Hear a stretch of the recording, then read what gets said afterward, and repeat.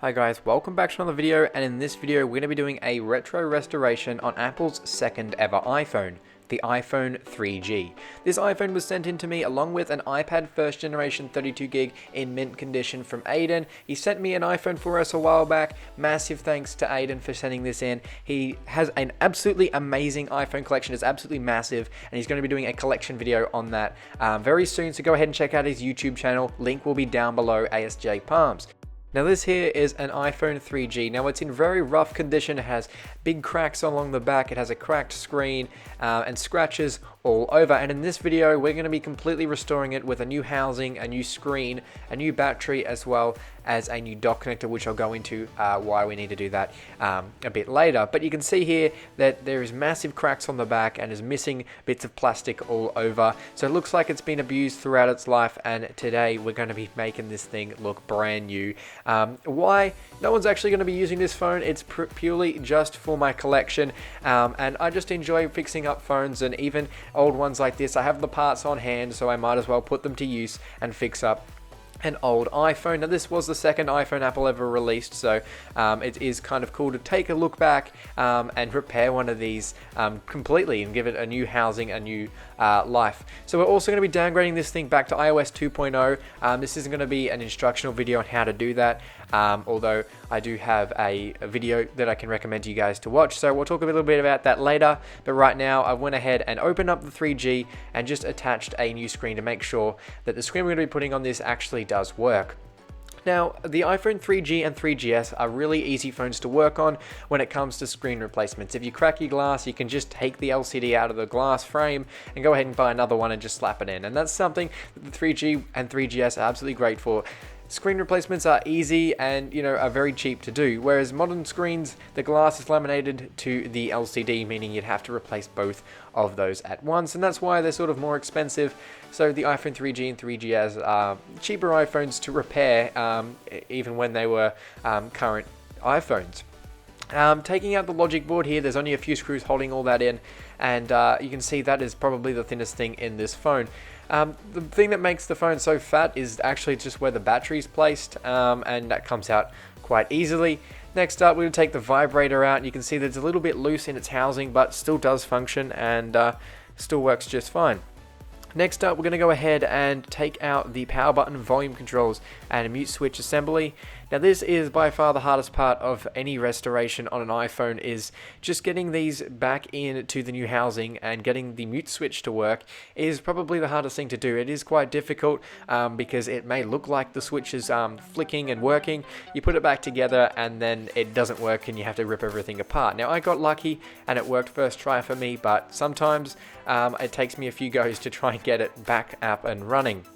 Next up, we're going to go ahead and take out the dock connector and go ahead and transfer that later into our new housing. Next up, the frame still won't lift up because you need to go ahead and remove that GPS antenna from the top of the iPhone. You can just use a metal spudger and that comes out no problem.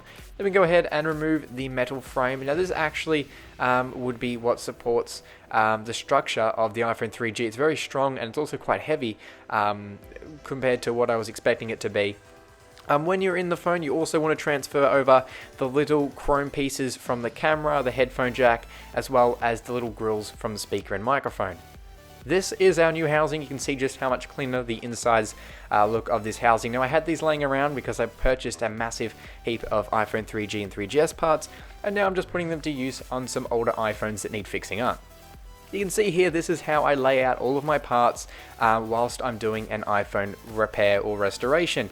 I lay the parts next to the screws so you can easily remember where the parts come from and put them back together when the time needs to be. Now, I'm going to go ahead and put the dock connector back in. Now this isn't the new dock connector, this is the original one, but I'll talk a little bit about why I had to change that once I get everything put back into this phone. But we can go ahead and start reassembling the things that came out of the old housing, like the GPS antenna, as well as this little bracket that goes underneath the SIM card tray there. I think that helps to something with the SIM tray ejecting, so make sure you do transfer that over to your new housing.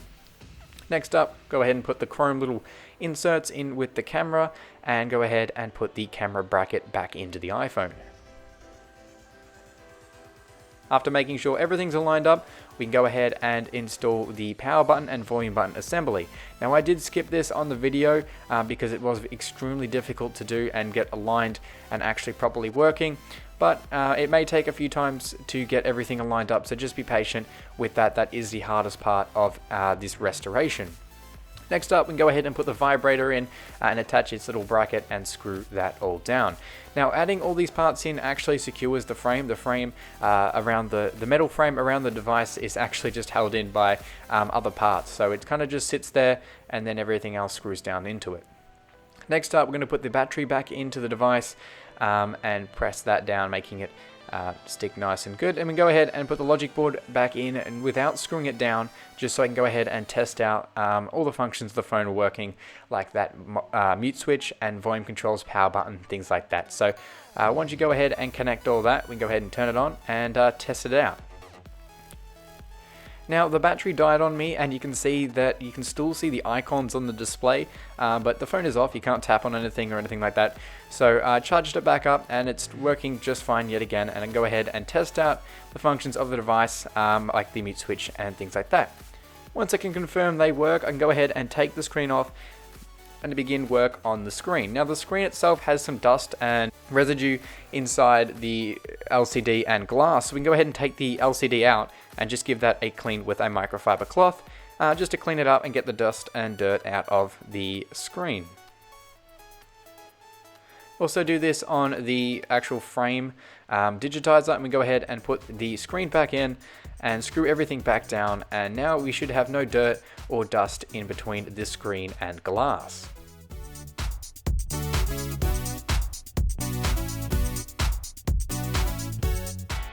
Now we can go ahead and reconnect the screen for the final time and go ahead and turn it on. Now at this point I realized that the home button was still not functioning even with a new screen assembly. So it's time to open up the phone again and take a look at where the home button connects. Now the home button itself connects to the dock connector. So the first point of trying to fix this was just to replace the dock connector. So removing the logic board, I also added a new battery which I had in stock, so I thought I might as well put that in, as the other one just randomly cut out on me before. And now I could take the dock connector out, and I actually had some of these laying around, so what I went ahead and done was literally just take the little boot piece off, the little bit of rubber there, go ahead and install it on the one I had in my parts bin, go ahead and slap that in and reconnect everything, and the home button was up and functioning. So to test the home button after you have it connected, just go ahead and open it up and just touch the little two contacts there which line up with the home button pins, and you can see here the home button is up and running. Once I went ahead and sealed everything back up again and reinstalled the screws, it was time to get this thing from iOS 4.2.1 back to iOS 2.0. Now this is just a time lapse of what I did to downgrade the device. If you want a step-by-step instructions, go ahead and check out the iDeviceArchives video. He does an amazing tutorial on how to downgrade back to iOS 2.0. The instructions are clear, and it's what I used to downgrade my 3G.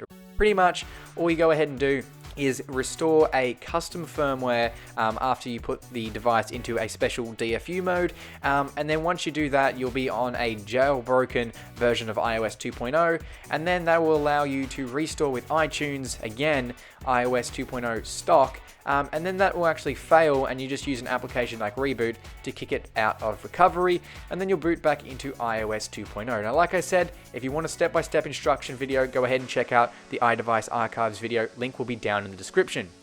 You can see here it's all complete, and it now says your iPhone has been unlocked, and we're back on iOS 2.0.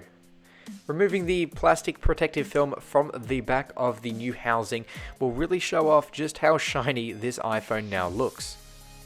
And this is it, the iPhone 3G retro restoration and downgrade to iOS 2.0. This 3G is just in about as mint condition as it came out when it was pulled out of its box back in 2009. Yet again, I'd like to give a massive thanks to Aidan at Asjpalms on YouTube and at Twitter for sending in this iPhone 3G and iPad first generation, which will be featured in an upcoming video. And on that note, this has been a Hugh Jeffries video. If you like what you saw, hit that subscribe button and consider checking out the iPhone restoration playlist, as well as the iPhone playlist if you want to see more videos just like this one. Also, make sure you're following my social media, link will be in the description. That's all for this video, and I'll catch you guys next time.